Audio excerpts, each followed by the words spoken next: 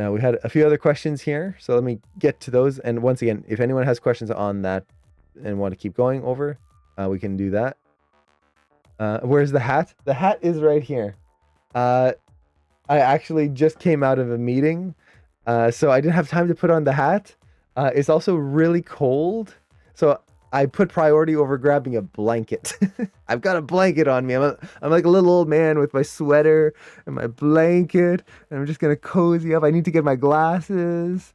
I get a shawl over my shoulders too. Uh, it's terrible. It's not really that cold today, but the wind is like it's biting and it's cutting through the house. Uh, let's see. I've been trying to use a display tablet for animating, and I was wondering what shortcuts I should put on the pen. Ooh, that's a really good question. So for the pen, the biggest thing that I set on the here, so I have a Wacom pen. There's two buttons right there.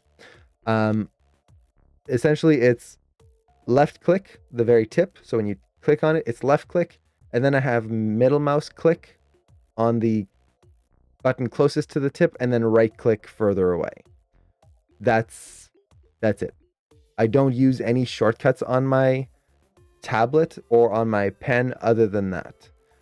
I should actually probably use something on the eraser, but I find that when I animate, I would much rather just hit a button than switch my pen over and use the eraser. It's the same thing even when I'm drawing. Instead of using the eraser to erase like you would do in real life, I will just hit the E key to activate the eraser and just keep my hand in that same position. So that way I'm not always doing this and then repositioning and all of that stuff.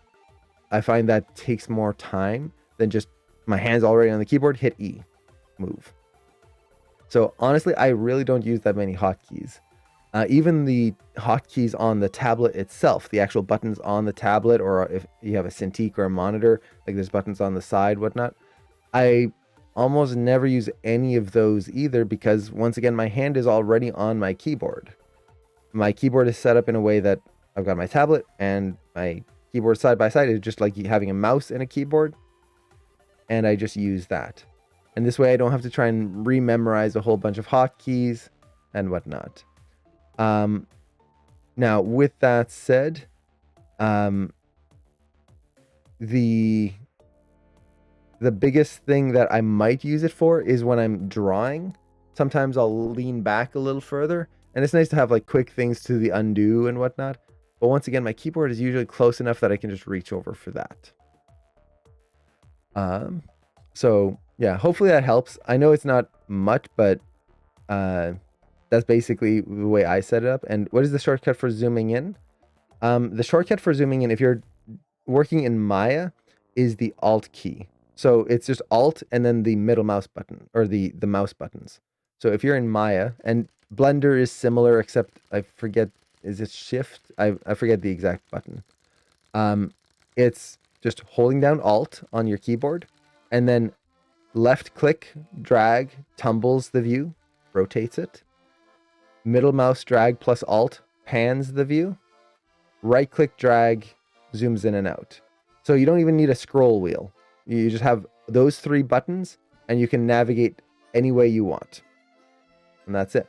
So as I'm working, I'm just using these two buttons and tapping, and that's it. Now, for me personally, what I like to do is set the middle mouse closer to the end of the pen here. Usually I think by default it's further away on most pens. I switch that because in Maya you use a lot more of the middle mouse button for a lot of things, especially animation. And I would much rather have that where my thumb doesn't have to go like that all the time when I'm using it more often. So that's just me. Honestly, whichever one you feel more comfortable with and makes sense to you. And then let's see. I was wondering if the AM rigs work well with Maya 2022. Yes, they do. They work great. The AM rigs work very well in Maya 2022, and now there's the Darius rig that just came out, which is specifically made for Maya 2020 and Maya 2022. So if you've got 2022, you're solid. I tend to use Maya 2022 most of the time.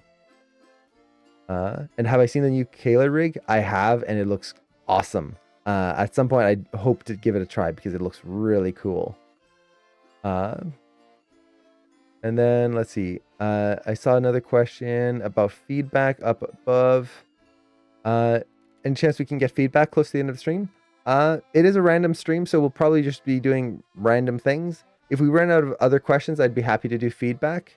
But we'll stick with questions just for the start here, because as soon as I get into feedback, it's going to be like an hour or two before we get to any other questions. So I'll just get over the questions first, and then if we have no other questions, we can definitely dive into feedback.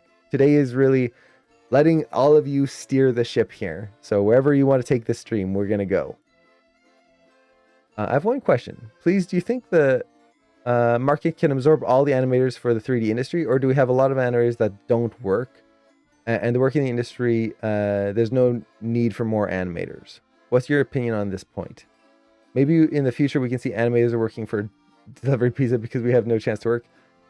Honestly, that's a question that every generation of students asks. I remember when I was a student like 10 years ago now, people were asking that question, like, are there going to be any jobs for animators? Are we going to be able to find a job once we graduate? There's so many new animators coming out. Like, if you're an animation mentor right now, like, there's hundreds of people on the campus at this time who are learning and looking for jobs. And then there's other people learning from other schools who are going to apply. Not only that, a studio will close down and you'll have 400 animators who are now looking for a job, and they're all experienced. And how will I find a job when there's all of this talent just flooding the market? Well, honestly, animation is growing at the biggest that it's ever been in history. Animation right now is so large that getting a job is not going to be like a piece of cake. You don't just walk out and like, oh, jobs everywhere. Oh, thank you. I'll just take this one. No, I'll take this one. No, it's not. It's still hard to get a job because it's your talent and what your skill level is, all of that stuff. But there's not a lack of jobs right now. And there's so many opportunities that are not standard, that if you start to broaden your horizons as an animator, there's so many things we can do. So ideally, many of us are looking to get a job in the film and TV industry. If you expand to games, that's a huge market in games. So those three industries alone are huge, and they're just growing bigger with Netflix and Disney Plus and all of these like online kind of studios and like distributing softwares who are now starting their own animation companies and pushing animation. There's more and more and more. But you can go into VFX animation as well. You can start going into indie games. You don't have to work at a big studio. There's indie games. There's indie film. You can get a job in those places. They're not as like lucrative and like, ooh, fancy big lights. I worked on God of War. Wow. Jurassic Park. Ooh. Okay, your name might not be up in lights on this big thing that was in the silver screen, but you still got to animate and work until you build up to move on to a larger studio. Indie games is huge. There's so many indie studios. You have advertising. You have the medical industry. Just think of any industry that has to give a presentation. Like medical industry, you see that a lot. Like they'll have a video and there's blood cells moving through a veins and stuff. Or there's a skeleton that has to like break an arm and they have to show how the arm broke, or like all these kind of medical stuff. An animator had to do that. I know a few animators who got their start working in the medical industry, just doing these types of medical animations where it's not like the most glorious, but now they're working at big studios. It's a stepping stone.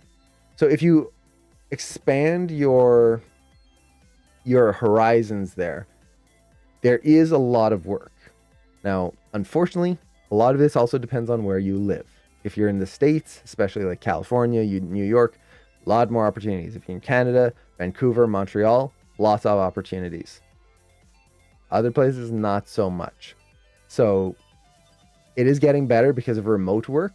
Like, I know there's a studio in Australia that basically just opened up to remote work and went just like anyone apply. Mostly focus on certain areas so the time zones line up, but it's fully remote. That's really cool. So yeah, it's in terms of lacking jobs, no. The animation industry is the largest it's ever been, and it's just growing still.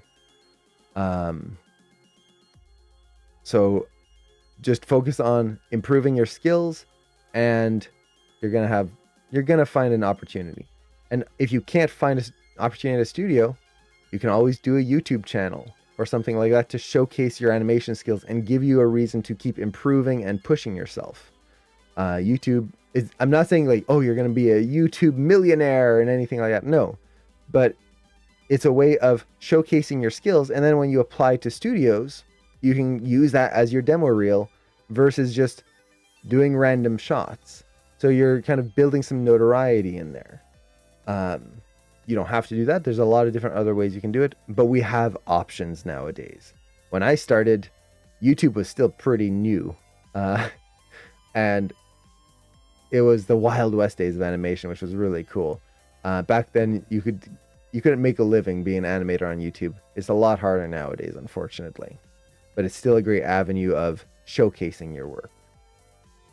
So I hope that answers the question. And Mitch, you just got your first interview at Riot. That's awesome for an internship. That's so cool. Man, that's awesome. Congrats.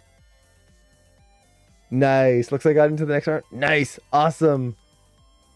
That is so cool. Oh, Riot has some amazing animators. You're going to learn so much there in the internship. And I've heard really good things about their internship.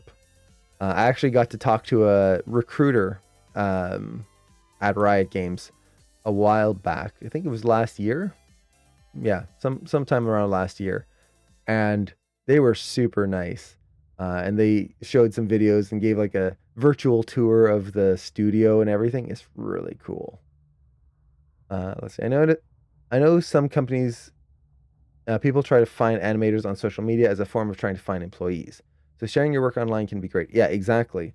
I know a lot of people who basically got their start in the animation, storyboarding, art industry of films just by showing their work and kind of being passionate about it.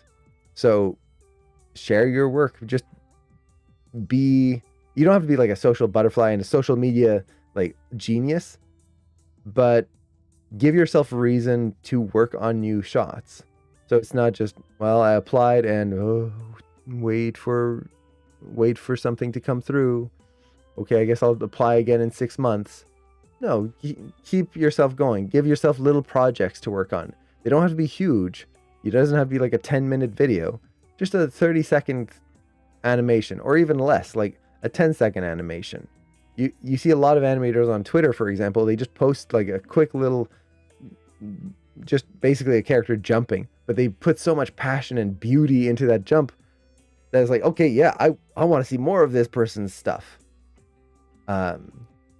So we have a lot of opportunities. See. So if anyone has other questions on that, definitely let me know. I will say I'm not a recruiter, so I'm not like right in the industry and I like all the hiring practices, but from what I've seen and what I talk to with a lot of students who go out into the industry and look for jobs, it's pretty good right now. When I graduated, it was actually pretty bad. When I graduated, we were in, I think some people called it the Great Depression of animation. It was just a time when no one was hiring because projects were all winding down. No one was starting new projects. A few studios had closed, so a bunch of really good talent was like flooding the industry and looking for new studios. So for a while, people weren't getting hired, and that happens. It goes in cycles. You're going to have moments where everyone is hiring. Other moments, no one is hiring. Just give it time. Usually, if you wait like 6 months to a year, it'll start picking back up again when studios are starting to work on new projects. So yeah, there's no worry about the industry getting so saturated that we're all just gonna have to be pizza delivery drivers. Which, to be fair, if I was that, I would just eat the pizza. I'd get fired right away. I like pizza too much. I'd always have to bring an extra. I thought you said you weren't going to be back before Friday, and then I realized it's Friday. The week has gone by so quick. I don't know what it is. It just feels like the week just started. How is it Friday already? Okay, so catching up with the chat here. Okay, got a few links. I'm gonna open these up for later, and then currently I have FK Arms with a locator constraints for the rag and crown. Okay, so we'll take a look at that later. And Animation Bob, nice to see you again as well. Okay, almost caught up, I think. Ooh, new Flash trailer. Interesting. I'll have to look that up. I have a question. I find myself running out of ideas or poses when it comes to a long shot with a big dialogue. And it was a long shot camera. So, can you see the full character? So you can see the full character. Any tips? So if it's specifically for a shot, so you're running out of ideas or poses when it comes to a long shot with a long piece of dialogue, the biggest thing that I will do is think of the subtext. What do I want the audience to get out of this? What do I want the story to be? What do I want the character to be thinking? What's the story before and after? You try to think of all of these elements of the story that we're not seeing, and that can help describe what the character is going to do. And as I'm going through the story, I try to find moments where I can change that shift if possible. Sometimes the dialogue won't allow it, especially if a character's talking very monotone and they're not changing, and there's just kind of this boring element to the face, or not to the face, but to the voice, and they're just not emoting in any way. It's kind of hard to change things.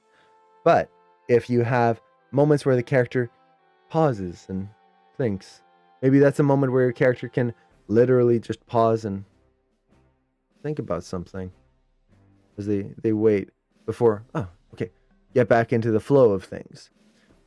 Find ways of putting thoughts into your character's head. One thing I will do when I'm recording is I will first write down what the character is thinking. So they might be saying a line.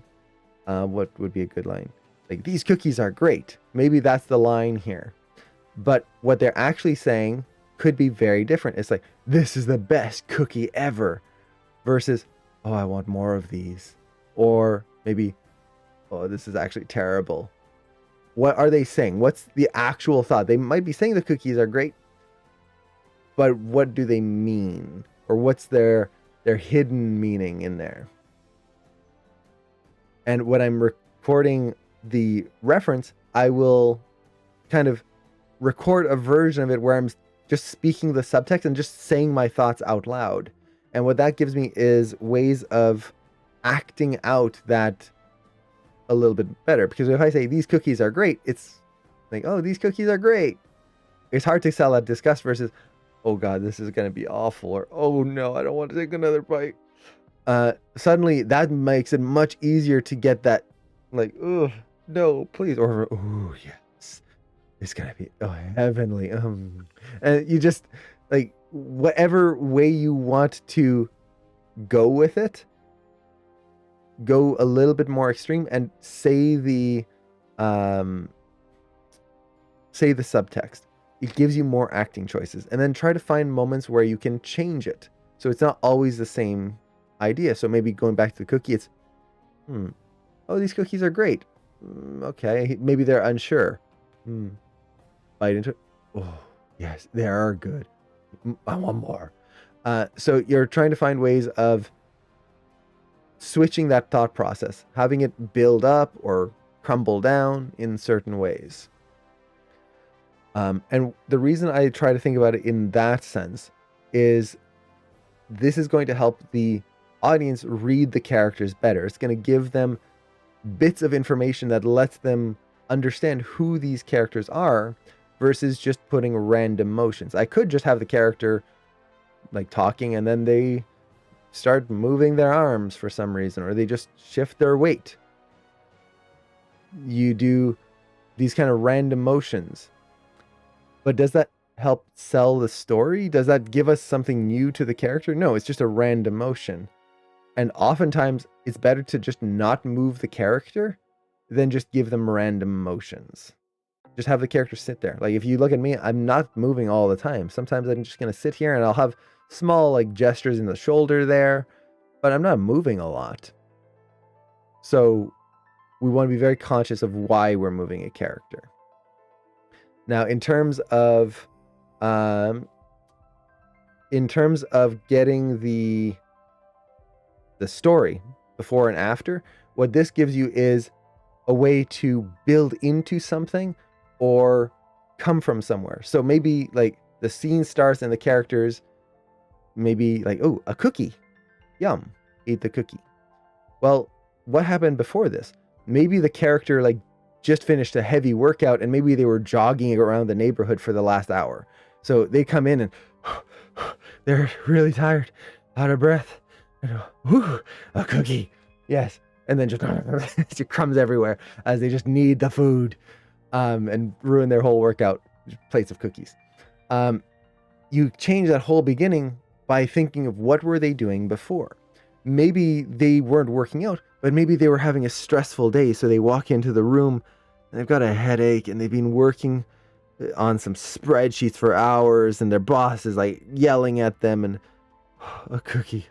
And it's just like comfort food. Bring me happiness. Yum. It could be all sorts of different situations. And it influences how you can make the character do something that tells, again, a little bit more of the story. And same thing for after. What is the character going to be doing afterwards? Let's go with the tired person. They're tired and a cookie. Oh, it's so good. And now they have to go back to work. So maybe, oh God. And then they walk away and go back to work. Or maybe I have to go back to work. And maybe I'm just going to have one cookie. No, and then they take the whole plate and go back to work. And I just punched the mic there. They take the whole cookie tray and go back to work because they want that comfort for the next few hours or next few minutes. If you're like me and you just can't stop eating cookies. Can you tell that I haven't had breakfast? I also want to really make cookies. So by thinking of all of these things, it gives you choices that you can build off of to make educated choices in your shot versus just moving a character.